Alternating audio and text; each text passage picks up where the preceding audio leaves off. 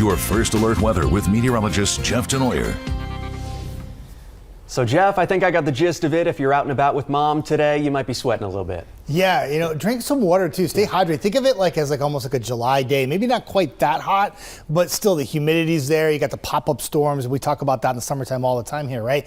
Hey, already seeing improvements. Remember I said the fog was going to burn off quickly? I can see trees now in the shoals. That's a big improvement. I can't quite see the waterway yet, but we're getting there. It's all about baby steps. Decatur right now, you can see just a little bit of fog, but that sun's burning it off as well. Beautiful reflection with the sunrise happening this morning about an hour ago. And the sun will win out throughout most of the day once the last of the fog burns off. Obviously, you see this bright red here to the east from Fort Payne back to Scottsboro into Pisgah and Ider and even Stevenson now, probably Skyline too. This is some pretty dense fog right here. It had this problem yesterday in eastern zones and it was the last to burn off, but you'll get there soon. Like I said, baby steps. Temperatures in the 60s this morning.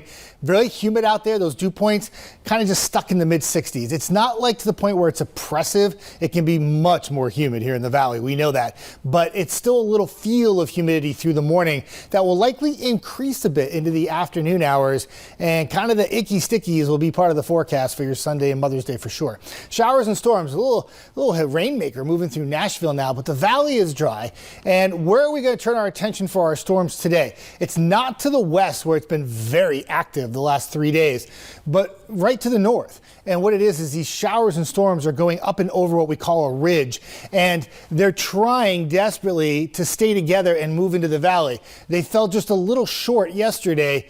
Today, I think we have just a slight chance better to see an isolated storm. But again, not all locations are going to have rain. It's just, if you have the WAFF 48 weather app, you can just go ahead and look at it every once in a while and say, oh, okay, I see a few storms. They look like they're coming our way. Maybe if they're coming closer to your town, you pack it in for a little while and get some brief heavy rain. And then we do it again on Monday. Watch out for Tuesday, though. A little bit more in the way of stronger storms possible, and then still a threat for some storms middle to the end of the week. And the pattern will be changing, too. It's so warm and so humid today, right? You have a few locations that could brush 90 this afternoon.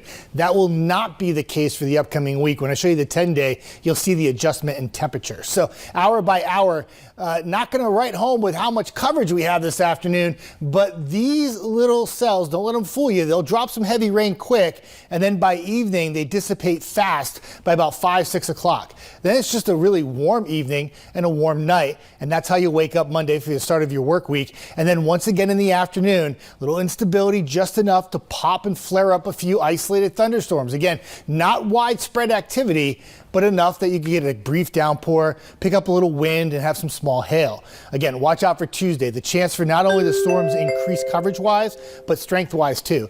And then cooler temperatures Wednesday through Friday with the threat for some storms. Highs only around 80, and it will come with a little less humidity.